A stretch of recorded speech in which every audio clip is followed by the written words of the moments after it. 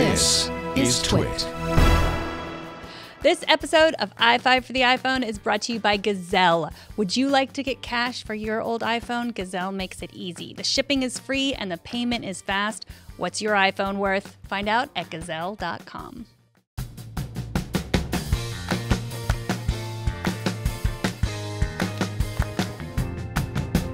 Welcome to iFive for the iPhone, episode 159. iFive covers the latest iPhone apps, tips, and tricks, and of course, news. I am Megan Morrone, and today is the day that Apple made their huge announcement about the new iPhones. I hope you'll watch our Twit Live special or tonight's episode of Tech News Tonight to hear all my thoughts. Meanwhile, I'm recording this in the not-so-distant past where everything you already know is a mystery to me. So this episode is devoted to stuff, also known as accessories. I will review some headphones, a tool to organize your ever-growing charging station, virtual reality goggles, and more. All for your iPhone. Let's get started. Number one is the Sennheiser OCX686 Sport headphones.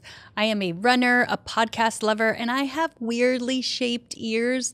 That means I'm always in search of a better pair of sport headphones.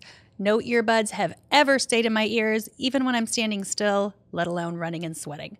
This Sennheiser ultra lightweight sport headset features adjustable ear hooks that keep them in place on my longest runs. Plus, they're engineered to help reduce unwanted background noise. So they're also great for tuning out the horrible music they play at my gym. And if I see someone who I want to talk to at the gym, the headset features an easy on-off button so I can stop my music without having to fumble around with my phone. There's also a mic, so I could take calls at the gym, but I don't because that's super rude, right? Here's the only drawback for us iPhone users. For some weird reason, the volume remote doesn't work with iOS devices. Like I said, the on-off button does work, just not the volume button. If you have a friend with an Android or a Windows phone, then this is the absolute perfect headset. If you're an iPhone user, the $79.99 price tag might seem a bit steep, but if you're like me, you'll easily go through 3 pairs of cheapo $30 headphones where the pieces fall off or the cables fray or tangle, while these Sennheisers are built to last. Number two is the Spire. Here is a device that I really wanted to love. I wanted to love it so much. The Spire is a fitness wearable that measures steps and breathing to bring more calm to your life. It connects to an app on your phone and your watch, so I was excited about getting reminders in both places to calm down, breathe, and generally remind myself that everything is going to be okay. It is going to be okay, right? Thank you. If you look at the device and hold it in your hand, you'll probably think it's beautifully designed. In fact, it won a National Design Award. But when I tried to wear the Spire hooked into my bra as instructed, it was not that comfortable. Also, it often lost its connection. When it did connect, the Spire transmitted information to a free app on my phone. The information itself wasn't all that helpful. The steps it recorded didn't match the steps count on my iPhone, and the breath tracker really didn't seem to match what I was doing. The thing about wearables is trust. The Spire said I was tense when I didn't necessarily feel tense, and it said I was relaxed when I actually felt pretty tense. Who do I trust? This rock or myself? I will say that I do like the Qi charger, although it would be great if the notification lights worked a little better. The representative from Spire did tell me that they're working on this. The other issue is the price. The device is $150. Maybe I would be better off just sending a reminder to myself every few hours to take a few calming breaths. Number three is the Dottie from Witty Designs. Dottie is a desktop notification device that you definitely don't need to have, but that can be fun anyway if you use it correctly. Dottie is a pixel light that you sync with your iPhone. The device will flash when you have notifications from iMessage, incoming calls, missed calls, Gmail, Calendar, Facebook, Twitter, and all your other favorite social media apps. Also, you can control it with your phone to create light designs. First, download the app. Next, pair it with your device by going to the settings and tapping the pair icon. Then go to sync phone icons to device and tap sync to sync it with your phone. Then wait for a notification. I tried using this one day when I was trying to concentrate on work, and it was very distracting. If you're at all interested in the science behind notifications and what they're doing to our brain, you might want to listen to my interview with professional smart guy Jonathan Strickland from How Stuff Works. That's episode 412 of Tech News Tonight. But back to the Dottie. To create your own designs on Dottie, choose a color and tap the boxes. Tap the menu where you can have access to other features like displaying animations, games, and more. I think Dottie would be great if you have hearing issues. That's a better way to get notifications. Here's the big downside of Dottie. Costs $70, which I think is quite steep for something like this. This episode of iFive for the iPhone is brought to you by Gazelle, giving new life to old smartphones every day. Fund your new iPhone upgrade by getting cash for your old one and sell the smart way at Gazelle.com. Lock in your price today and you'll have 30 days to send it in, getting you plenty of time to get your new one. All online offers are free. Simply find your gadget, answer a few easy questions, and get your instant price quote. Gazelle even pays cash for broken phones. Once you accept the offer online, Gazelle will honor it for 30 days. Shipping is free for most items. Gazelle will even give you the box. All personal information from the devices is removed. Payments are fast. You can get a check in the mail, an Amazon gift card in your inbox, or a direct deposit to your PayPal account. Gazelle has paid over $200 million to its over 1 million customers.